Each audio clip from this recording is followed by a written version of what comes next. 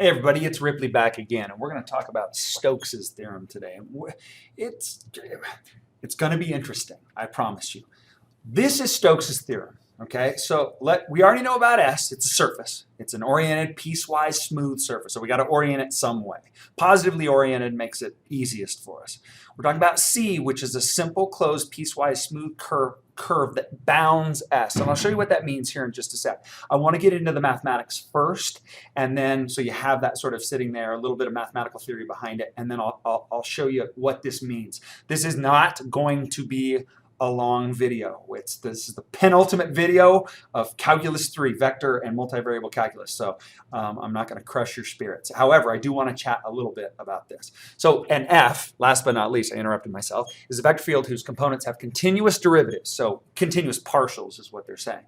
Stokes' theorem says that the line integral of f dr, now let's make sure that we understand what this f dr is. It is a boundary that bounds S. So it's a surface curve that goes around the surface of S, all right, of f dr. It's just the same line integral as we always had before, except we're very clearly defining what C, I can write on these, what C is, excuse me, same line integral, is equal to the double integral or the flux integral, but instead of f, it's of the curl of f. Remember, the curl of f is still a vector. So we're still taking a flux integral, it's just that the flux integral that we're taking has to do with curl. Now, let me explain what this really is. It's an extension of Green's. All right, if you recall, Green's, just real quick review, says that if I take the line integral of p dx plus q dy, that this is equal to the double integral over the domain, right? Remember, so what I've got is a two-dimensional vector field here. It lays in the plane of the partial of q with respect to x minus the partial of p with respect to y dA. Well, there's a problem. What do we do in the three-dimensional case? Because now what I've got, let's slap that sucker on, now what I've got is I have a line integral of p dx, that's a d by the way, plus q dy plus r dz. Well, Green's only worked in 2 space. So what do we do in 3 space? Well, let's look at what the curl of f is, just really quickly. I know we've already done it. The curl of f is the grade crossed with f, right? We call that grad cross f. And remember how we got that. This is equal to, if I take the cross product, I, j, k, and then I take these partials with respect to x, this del with respect to y, del with respect to z. And this is by no means a rigorous proof. I get p, I get q, and I get r. What it does is it extends what we can do into 3 space. All right, so that said, now remember, this is an equal sign. We like equal signs because it can work either way. If I'm dealing with a really nasty line integral, but dealing with this curl of f dot ds, which we've dealt with flux integrals, is easier, then I can do it. Likewise, if I'm taking this surface integral, this flux integral of the curl of f dotted with ds, I can just pop over to f dr, right? To this, the line integral of f dr. Now, let's remember all of our techniques. So I know that if I want to take f dr, and I should, notice how they use bold, I'll use these little guys, right? Right here, there's lots of ways that I can do this. I can take the integral from a to b of f of r of t of r of t. These are all vectors. I'm trying to be good, you guys. Give me a break. Times r primed of t dt. That was one way. I can use Green's. That's another way, right? And now I have this way.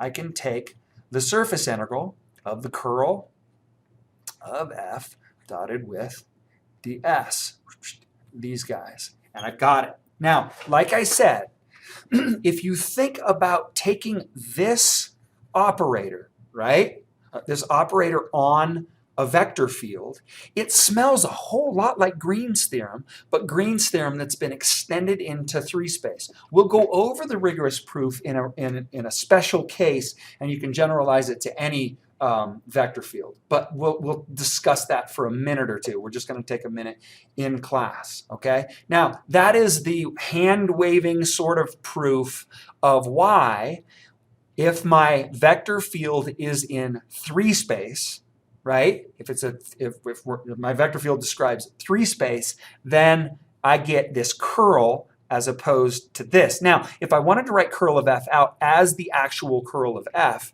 I could, and it would look a whole heck of a lot more like this, wouldn't it? Do you see what I'm saying? Okay, cool. I don't want to do that because you guys will want to punch me in the head. So that's kind of an overall, kind of a mathematical overview of why this is indeed true. But remember, let's be very clear. If we're in 2-space, if our vector field is on a plane, then we only care about Greens. But if it's in 3-space, right, if I'm dealing with this vector field, right, which is the same thing as that vector field, then I get to use Stokes's, or Stokes. I always screw that up. Stokes theorem. Okay, now I'm going to leave for a sec because I want to grab a picture and I'm going to drop it in and I want to talk about what's sort of really going on here. Well, I'll give you a couple of examples of what this really means, because we can't just hem and haw about what this is, because the use of this is really, really important, as is the use of, I guess when I draw that I imply that I've got a closed path. Same thing. This has to be a closed path for this to work. We have to understand that. All right, I'm going to give you some actual kind of real life examples of what this would sort of look like. Okay, I'll meet you back here in just a second. Okay, now here we go. What we have here is we have some surface. All right, it kind of looks like a what would that be? A paraboloid, right? Do you agree with that? All right.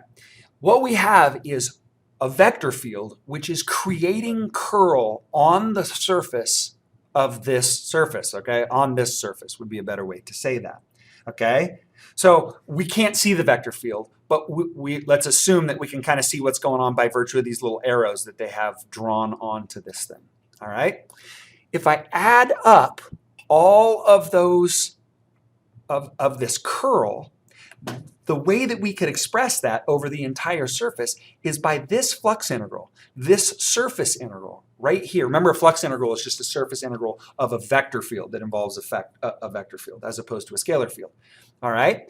Now, what we're saying, what Stokes is saying, is that to sum up all of the curl over the surface of something that's sitting in a vector field, hopefully your brain is already thinking, ooh, water, ooh, an electromagnetic field, ooh, magnetic field by itself, I guess there's no such thing as just, ignore what I just said, that was stupid, is equal to the line integral around the boundary. Now you can't see it, but the line integral, I want to grab me some red because they used it. This line integral that they're talking about is this closed boundary around here that's going around the backside that we can't see. Now that's pretty revolutionary. Think about that. It's saying the total amount of rotation of this line integral is equal to the total rotation over the top of this surface. All right. Now, if I add all of that up, what do you think is going to happen? Just by looking at this surface with this vector field and this line integral, what do you think is going to happen? Do you think that the line integral would be positive, or do you think it would be negative? Well, hopefully you see that each one of these little curls is shooting out, whoop, because of the right-hand rule, is shooting out a little vector, right? Those are hard to see. Whoop, like that, right? Little guy right there, whoop, out this way, right? And if I add all of those curls up, in this case, that the curl, the surface integral of the curl of f, ooh, I'm getting good, ds, is definitely going to be greater than 0 because the orientation is positive on all of those vectors. That's a big deal. That's huge. Not only that, but we also know if this is going to be positive, then we know that this guy has to be positive in this vector field without actually seeing the vector field. Okay, now let me pick another way to do this. All right, I'm going to drop a rock in a river. All right, and this is going to be awfully drawn. Let's put this rock. Here's my rock, okay? And this is in a river, so this rock is pretty strangely, this rock is definitely pretty strangely shaped, but it's a rock. Give me a break. Okay, and then along comes my river. Now, what's going to happen? I've got a vector field that's moving in this direction, but we don't know. These could be shorter. We could have all kinds of weirdness on the bottom of our river. This rock is, or this water is going to splash up and over. Now, it's kind of difficult to see, but you can probably see that the boundary of this rock is going to kind of look something like this. Now what's happening? The water is splashing over, creating its own vector field. I've got water pouring around this way. I've got water pouring around that way. I've got water with turbulent, or what would it be, cavitation, right? In water, the liquid equivalent of turbulence is cavitation. So you're going to have cavitation here, which is going to create weird swirls in both directions. And then you're going to have, when this thing splashes down, you're going to have all kinds of cavitation, which is going to create weird little behaviors on the surface of this rock. Now, if I take the line integral, let's use that. Let's use this guy. If I take the line integral around the surface of this rock, right, at the boundary where I'm defining this as, say, the level of the river before the water starts splashing over it and doing strange things. Well, if I take that line integral, of the vector field, dr, then I know that that is going to equal this guy. I'm not going to redraw. Well, I guess I should. I'm being lazy. This is curl of f dot ds. And that's going to tell me how much the total amount of curl that this rock has on the face of it above the boundary. It's another way to think about it. All right? And that's pretty cool if you think about it. Okay, now, in service of trying to keep this video short and brief, I'm going to stop now. But what I want you to realize is I just gave you a tool. I gave you a tool to be able to determine the flux integral of a curl of a vector field. That's this guy. But I also gave you, because by virtue of the equality, I gave you a tool to figure out a line integral, because according to Stokes' theorem says they are equal, which is powerful good. Now, what that means is whichever one is easiest, do that, unless you're prompted to specifically solve for this guy using this guy, or for this guy, using this guy. So it's a powerful tool. You already know how to do both of these. Well, I guess all three if you consider the tool of figuring out, or the task of finding the curl of a function. All right, it should be super simple. We've been dealing with flux integrals, and we've been dealing with line integrals, so it should be very straightforward. I don't want to bore you with a bunch of examples, but we'll do some examples in class, and the problems that we do in this section aren't very difficult. Okay, thank you for your time and attention. I hope you appreciate the brevity of this video, and I'll see you guys tomorrow in class. Bye-bye.